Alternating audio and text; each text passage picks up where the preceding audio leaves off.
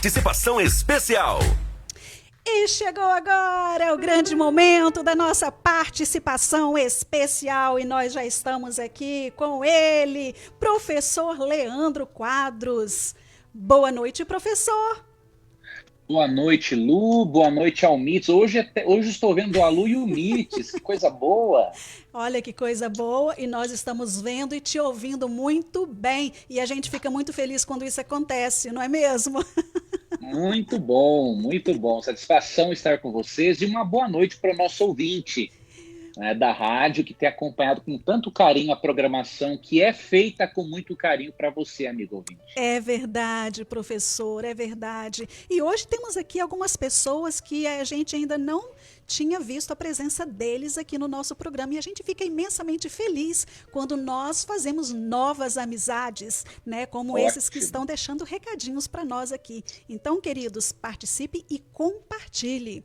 E sem mais demora, quero apresentar aqueles que estão aqui pela primeira vez, o professor Leandro Quadros.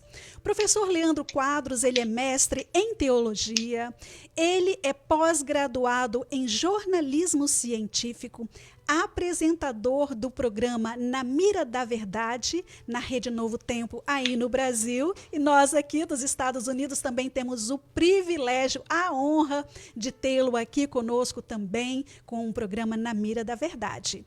Ele está nas páginas do Facebook e do Instagram, e ele também tem um site. E eu passo para você agora o endereço do site, cursos.leandroquadros.com.br. Nesse curso do professor Leandro, vocês encontram muitos assuntos, e eu falo alguns deles para vocês. Inteligência financeira bíblica, adolescência positiva, homilética ou pregação bíblica. Ele tem também um audiolivro, cujo título é Perguntas Complexas Simplificadas. E tem um e-book, O Espiritismo segundo a Bíblia. Ainda quero falar para vocês que se vocês forem lá na página do programa Novo Tempo, EUA, vocês também já encontram o link do professor Leandro e quando vocês clicam no link já vai lá na página dele e isso é muito legal. Professor Leandro, esqueci alguma coisa? Nada, minha amiga, nada. Você e o Mites não esquecem nada. Então fizemos o dever de casa direitinho. Professor, então vamos lá começar, porque já temos perguntas aqui dos nossos ouvintes. Está começando agora o programa Na Mira da Verdade. A partir de agora, na Novo Tempo, dúvidas, contradições, questionamentos, uma só verdade. A palavra de Deus na mira da verdade. Queridos, primeira pergunta, professor Leandro Quadros. E já avisando aos nossos queridos ouvintes que se eles quiserem enviar perguntas, podem fazer através do nosso WhatsApp. Falo para vocês novamente. O nosso WhatsApp é 774-707-7835. Se estiver no Brasil, acrescente mais um na frente aí desses números. Mais um, 774-707-7835. Mas faça também perguntas através da nossa página do Facebook. Primeira pergunta, professor, está pronto? Espero estar. Então eu vou colocar aqui uns tambores para rufar, para a gente causar maior impacto.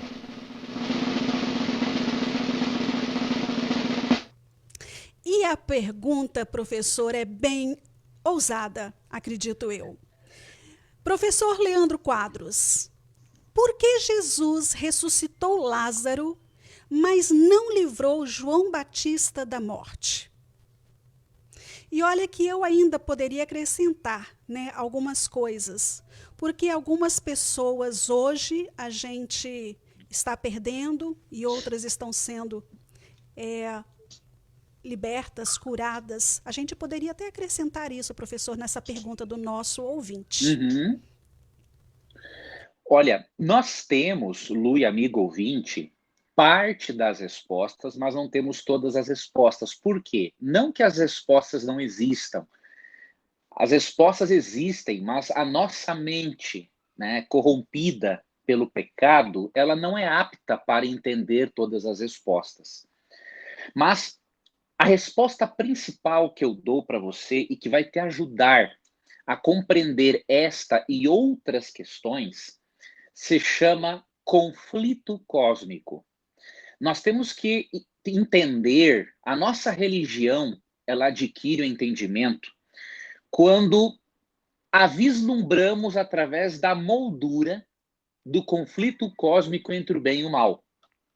Então, Apocalipse 12, versos 7 a 9, mencionam que houve um conflito cósmico entre Cristo e seus anjos e Satanás e seus anjos.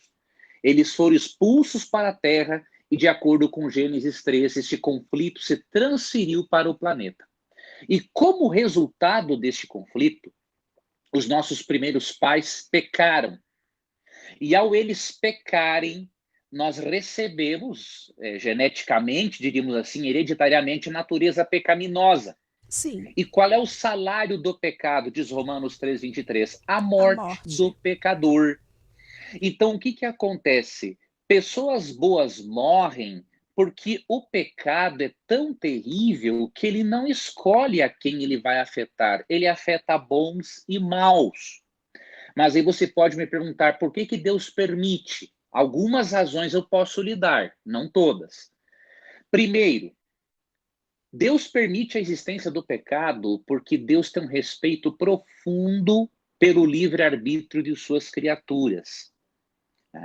Se Deus não permitisse a existência do pecado, mesmo que as suas criaturas quisessem pecar, Deus não teria feito os seres livres.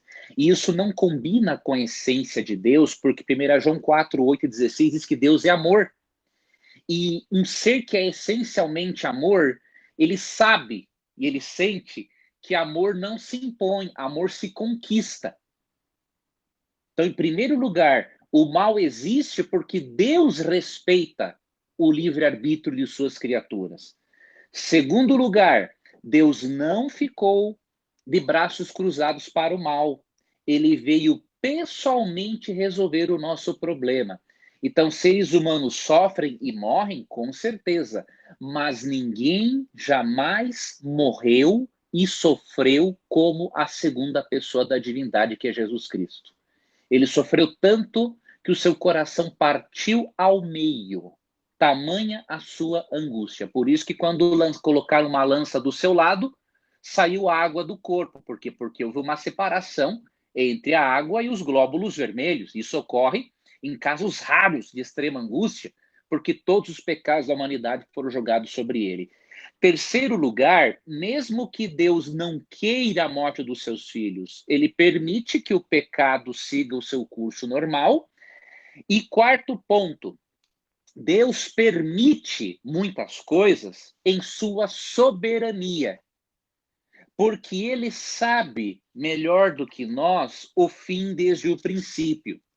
Por exemplo, tem um texto em Apocalipse 14, 13, que diz assim, bem-aventurados os mortos que desde agora morrem no Senhor. Sim, diz o Espírito, para que descansem de suas fadigas, pois as suas obras os acompanham. Então, há pessoas que morrem e descansam do sofrimento e que estão com a salvação garantida.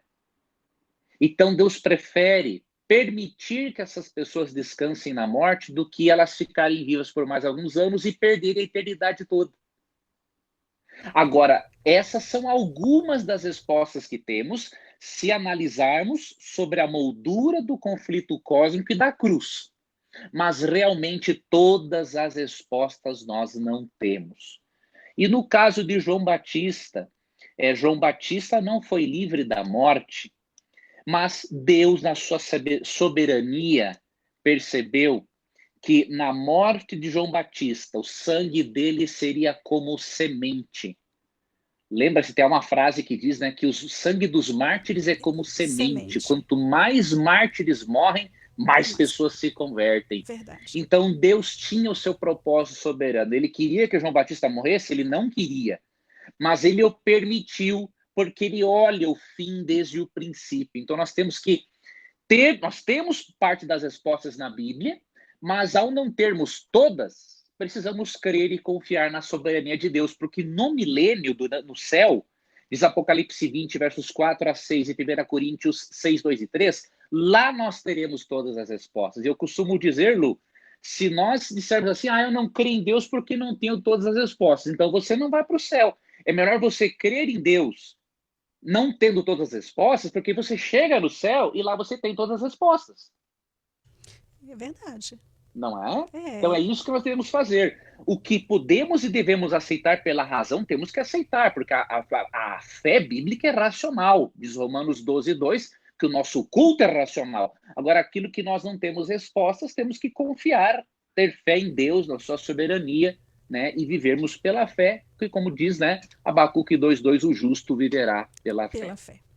Muito boa a sua resposta, espero aí que o nosso querido ouvinte tenha gostado também. E temos mais uma pergunta, que agora é o Mitz que vai fazer, tem uma pergunta aí de um ouvinte. Temos sim, Lu, ele não se identifica, né, aqui. E boa noite primeiramente, professor Leandro. Boa noite, amigo Mitz. E aqui a pergunta é a seguinte, vamos ser direto aqui o assunto, porque a pergunta eu entendi mais ou menos o que a pessoa quis dizer, mas eu vou fazer a pergunta de acordo com o que ela fez, né? Uhum. Diz o seguinte, a Bíblia é o único livro sagrado. Nenhum livro deve ser elevado ao nível da Bíblia. E nos ensinamentos ali contidos deveriam ser os únicos que nos norteiam ao caminho correto. Porém, lembro que há muito tempo fui a um batismo na igreja adventista e vi tipo um juramento que é feito.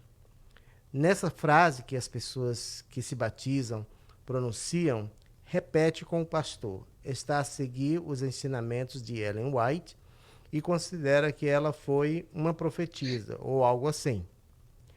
Eu entendo que ela foi uma das fundadoras da Igreja Adventista, mas ao meu ver, mesmo que nenhuma contradição tenha sido encontrada nas obras dela, não deveríamos elevar essas obras ao livro sagrado e tornar tudo aquilo que ela escreveu com a mais pura verdade. E aí eu vejo uma ambiguidade nesse momento. E aí não dá para ver mais o resto aqui da pergunta. Na verdade, deixa eu tentar esclarecer aqui, é aquele juramento que se faz no batismo, onde o nome da senhora White também, além da Bíblia, ela é mencionada. E, de acordo com o ouvinte aqui, ele acha que... Isso. E, de acordo com ele aqui, ele acha que isso pode estar sendo colocado acima da Bíblia, professor. Como fica isso? Certo. Não, vamos ajudar ao nosso ouvinte. Veja, querido ouvinte, não há uma ambiguidade pelo seguinte aspecto. De acordo com as Escrituras, tanto em 1 Crônicas 29, 29, quanto em 2 Crônicas 29, 29, que é o que eu vou ler agora, existem dois tipos de profetas verdadeiros, os profetas canônicos e os não canônicos. Profetas canônicos são aqueles que têm livros no cânon bíblico, na lista de livros inspirados. Profetas não canônicos são também profetas, mas não têm livros na Bíblia. Nós cremos que Ellen White faz parte desse segundo grupo de profetas, profetas não canônicos. E aí nós vemos alguns profetas não canônicos, por exemplo, em 2 Crônicas 9, 29, que diz assim: quanto aos mais atos de Salomão, tanto os primeiros como os últimos, porventura não estão escritos no livro da história de Natã, o profeta, e na profecia de Aías, o silonita, e nas visões de Ido, o vidente, acerca de Jeroboão, filho de Nebate? Então, só aqui, em 2 Crônicas 9, 29, vemos 3 profetas não canônicos. Eles não têm livros na Bíblia, mas são inspirados do mesmo jeito. Então, esse é um ponto. Segundo ponto, se você prestar bem atenção na profissão de fé que os batizandos fazem, não há uma colocação dos escritos de Ellen White no mesmo nível da Bíblia. Primeiro se pergunta para a pessoa se ela crê que a Bíblia, Antigo e Novo Testamento, são inspirados por Deus. Então, veja, está separado a questão. Agora, uma das perguntas é se a pessoa crê no dom profético dado a Ellen White, ou seja, se ela é uma profetisa não canônica. E por que há essa pergunta? Essa pergunta é feita em profundo respeito por todas as pessoas que se batizam. Nós achamos que é um erro alguém entrar para a igreja adventista sem saber e sem conhecer que Ellen White foi uma profetisa não canônica que tinha a função de levar a mente das pessoas para a Bíblia. E ela mesma escreveu que não é prova de discipulado o aceitar ela como profetisa. Ela mesma fala nos seus livros o seguinte, olha, algumas pessoas demoram mais para crer. Deixe essas pessoas tranquilas. A não ser que, obviamente, a pessoa esteja se opondo, levando divisão na igreja, aí tem que tomar alguma providência. Mas fora isso, ela falou, deixe essas pessoas tranquilas, deixe que Deus vai trabalhando com elas. Então não é uma prova de que você vai ou não para o céu, ou que é um discípulo de Cristo, aceitar ou não o dom profético. Mas a igreja adventista trabalha com muita transparência. Né? E por trabalhar com transparência, nós gostamos de relembrar a pessoa, porque na verdade ela já estudou isso antes da profissão de fé, né? Relembrar a pessoa que ela aprendeu que além dos profetas canônicos, existem os profetas não canônicos. Que a Bíblia é a única regra de fé e prática, mas que a função do dom profético não canônico é levar as pessoas para os profetas canônicos. Então, nesse aspecto, nós não vemos nenhuma ambiguidade, até porque Ellen White, em seus escritos, só exalta a Bíblia. Eu dou só um exemplo para o ouvinte. Leia só o capítulo 10 do livro Caminho a Cristo. Só o capítulo 10. Nesse capítulo, ela exalta a Bíblia do início ao fim. Ela não fala uma vez dos escritos dela. Então, eu não vejo ambiguidade se nós tivermos todas estas informações. Queridos ouvintes, nós estamos aqui com o professor Leandro Quadro respondendo as perguntas dos nossos ouvintes à luz da Bíblia. Se você tiver alguma dúvida, alguma pergunta, algum texto na Bíblia que você quer maior esclarecimento, envie a sua pergunta para nós. Pode ser através do WhatsApp, também pode ser através da nossa página no Facebook. Você ainda não sabe, não lembra do WhatsApp? Falo para você nesse momento.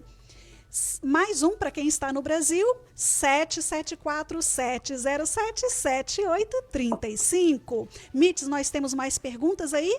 Temos sim, Lu. E professor, agora é uma pergunta aqui, 2 em 1. Tem essa promoção aí, não? Tem sim, aqui tem. Olha só, o ouvinte ele também não se identifica, mas ele pergunta o seguinte, eu sempre li essa passagem e nunca entendi. E a passagem é de Provérbios 27, 7. E diz o seguinte, quem está satisfeito despreza o mel, mas para quem tem fome até o amargo é doce. E na sequência pede para o senhor esclarecer um pouco 1 Coríntios 3, professor. Certo. O que Provérbios 27, 7 fala é uma realidade muito interessante, né? Diz assim, ó, a alma farta pisa o favo de mel, ou seja, quem está satisfeito, quem está de barriga cheia, não quer saber de mais nada. Agora, aquele que está faminto, até o amargo se torna doce, de tanta fome que ele tem. E é verdade. Então, há um ditado no Brasil, não é? Que quem está com fome come até pedra. E não é? Né? Então, o que ele está falando aqui é uma verdade. Quem está de barriga cheia, despreza até uma grande sobremesa. Agora, aquele que está com fome, diz aqui, até o comer uma rúcula se torna gostoso por causa da fome que o indivíduo tem. Então, é uma verdade que Provérbios está dizendo, nada mais. Sobre 1 Coríntios 3, vamos ver aqui a dúvida do irmão neste capítulo. Aqui no capítulo 3 fala das dissensões que demonstram a falta de espiritualidade da igreja, tá? Então, o que estava acontecendo aqui? Se você perceber, alguns estavam dizendo que preferiam Apolo e outros estavam dizendo que preferiam o apóstolo Paulo. E, obviamente, que isso causa divisão. Eles estavam fazendo dos apóstolos como um time de futebol. Ah, eu torço para Apolo e eu torço para Paulo. E aí brigas na igreja, né? Ah, não, Paulo é melhor do que Apolo. Não, Apolo é melhor do que Paulo. E aí Paulo fica extremamente chateado, né? E aí, dos versos 1 ao 9, né, ele explica o seguinte, que quem é Paulo e quem é Apolo? Servos, por meio de quem crestes. Ou seja, não é importante quem faz, não é importante quem planta a semente e quem colhe a semente. O importante é aquele que faz crescer, e aquele que faz crescer é Deus. É isso que ele está falando, incentivando eles a pararem de serem partidários. E depois dos versos 10 em diante, né, Paulo ensina a responsabilidade daqueles que ensinam, de ter a Cristo como centro do seu ensinamento. Então, em resumo, é isto que fala o capítulo 3 da primeira carta aos Coríntios. Satisfeito aí, Mites? Temos mais pergunta aí, porque eu tenho aqui. Não, pode continuar. Posso? Pode. Professor Leandro,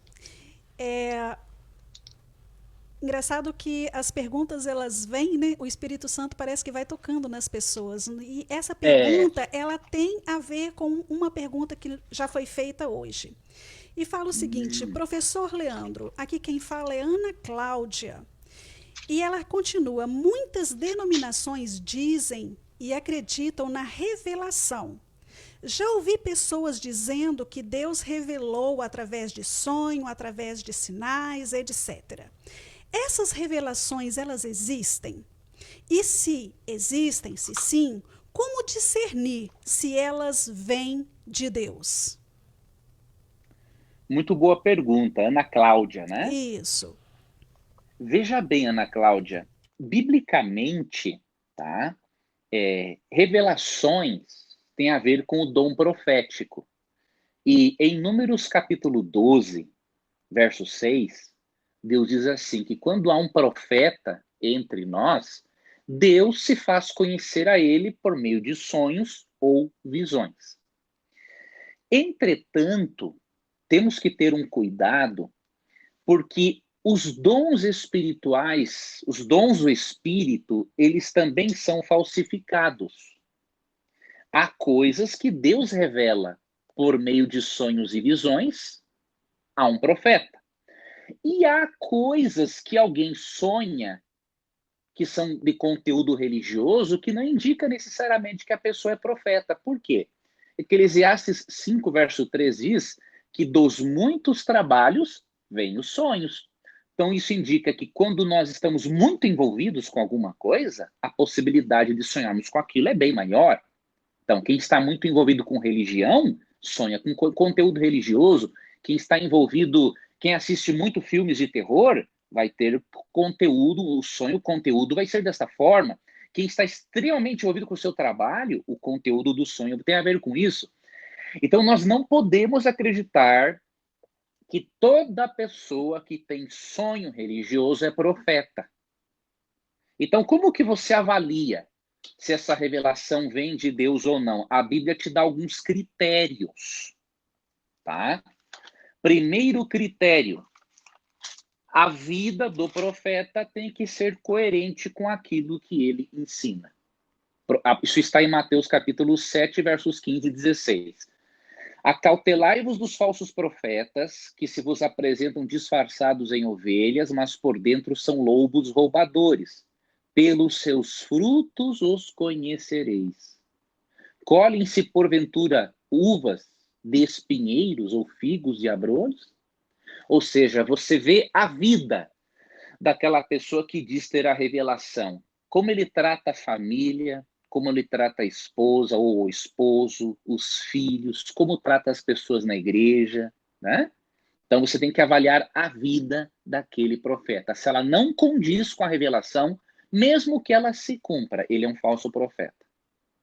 Agora, se ele tem uma vida coerente, além da vida coerente, tem um outro critério, que é o de Jeremias 28:9, né? A profecia tem que se cumprir. E não é só de vez em quando, tem que se cumprir sempre. Porque Deus não erra, né? Deus sempre acerta. Então, esse é o segundo critério. E o terceiro e último critério que eu vou lhe dar, existem outros, tá? Mas esse aqui é fundamental, é o de Isaías 8, 19 e 20. Ou seja, tem que testar a chamada revelação pela Bíblia. Se essa revelação tem um conteúdo que contradiz a Bíblia, ela não veio de Deus, ou veio da mente fantasiosa da pessoa, ou Satanás sugeriu aquilo para ela mesmo sem ela o saber. Isaías 8, 19 e 20 diz assim: quando vos disserem consultai os necromantes e adivinhos que tagarelam e murmuram, acaso não consultará o povo a seu Deus? A favor dos vivos se consultarão aos mortos? À lei e ao testemunho. Se eles não falarem desta maneira, jamais verão a alva, ou seja, jamais terão a luz. Então, compare o conteúdo com a palavra de Deus. Lembre-se de Atos 17, 11. Se os bereanos comparavam o que Paulo e Silas pregavam com a Bíblia para verem se estavam pregando a verdade, imagine nos tempos de hoje, se nós não temos que comparar tudo aquilo que nos dizem com a palavra de Deus. Então, esses são os critérios, e o principal deles, comparar o conteúdo da revelação com as Escrituras. Perfeito. Mitz, são 7 horas e 52 minutos. Temos mais uma pergunta, não é verdade? Então, vamos lá. Professor, vamos aproveitar professor Leandro hoje. Pois bem, professor, o Gilson ele manda perguntar aqui uma coisa, ele diz assim: estaria eu pecando por sonhar coisas proibidas? E aí ele emenda com uma pergunta dizendo: como devo reagir a sonhos sexuais? Certo, meu irmão. Veja, você não está pecando, meu irmão, por você sonhar, porque você não tem controle sobre os seus sonhos, tá? O que acontece? O sonho, ele tem algo sim a nos informar, tá? O sonho tem algo a nos dizer acerca da nossa vida, acerca da nossa condição emocional, acerca das nossas frustrações, acerca dos nossos desejos. O sonho pode dizer algo acerca do conteúdo que está no nosso inconsciente. Então você tem que atentar para isso. Agora, dizer que você está pecando por ter sonhos, não há nenhum texto bíblico que diga isso. O pecado, diz ali Jesus em Mateus 5, 27 e 28, existe quando nós pensamos e planejamos o ato. Então, ali existe o adultério mental. E existe o adultério também praticado, propriamente dito. Tá? Mas isso é quando a pessoa está consciente. Quando a pessoa não está dormindo, o sonho é o quê? É um processo de descanso da mente. O inconsciente está jogando conteúdo para o consciente. Aí você vê esse conteúdo. Então, o que você tem que avaliar? Você tem que ver se você está satisfeito sexualmente na sua relação. Você tem que ver se você não está com algum vício sexual que precisa vencer. Você tem que ver como é que está também. Veja também como é que está a sua produção de testosterona no organismo, ou seja, o sonho pode dizer várias coisas. E não se sinta com vergonha ou culpado por isso, isso é coisa normal, ok? Então procure saber o porquê da frequência desses sonhos, trabalhe a questão original, não é? E você vai assim, diminuir esse conteúdo. Às vezes há pessoas que foram abusadas na infância e podem vir a ter sonhos também. Então, é uma série de coisas. O importante fale assim: Deus, eu estou sonhando muito com relação à sexualidade, ajude-me a entender o porquê que isso está acontecendo comigo. E Deus vai lhe ajudar, Deus lhe ama, Deus não vai ficar aí chateado com você porque você está sonhando com certas coisas. Perfeito. Mais alguma coisa aí, Mitz? Eu teria mais aqui, mas já são 7 horas e 55 minutos. Queridos, nós estamos aqui com o programa Na Mira da Verdade, conversando aqui com o professor Leandro Quadros, aprendendo a respeito da Bíblia. Muito obrigada a vocês que participaram, que enviaram aí as perguntas. É sempre muito bom ter a participação dos nossos ouvintes. Professor, quer falar alguma coisa? Quer convidar, fazer algum convite aí para os nossos amigos? Está na hora. Ó, Lu, eu agradeço primeiramente a você, Almites, pelo espaço, agradeço ao ouvinte, né?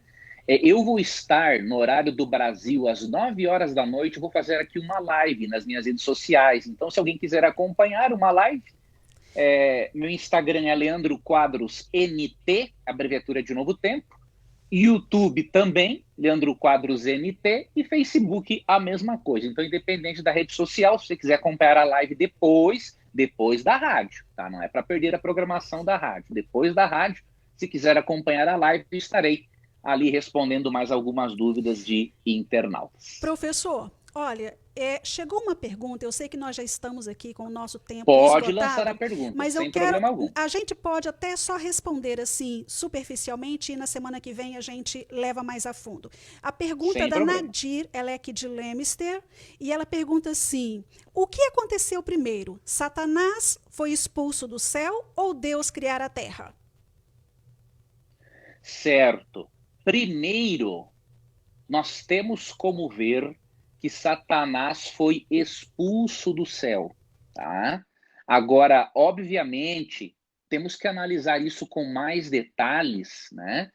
Porque o que acontece? Ele foi expulso justamente... Na verdade, a rebelião começou no coração antes, tá? Mas a expulsão, diríamos assim, definitiva foi depois da criação do planeta.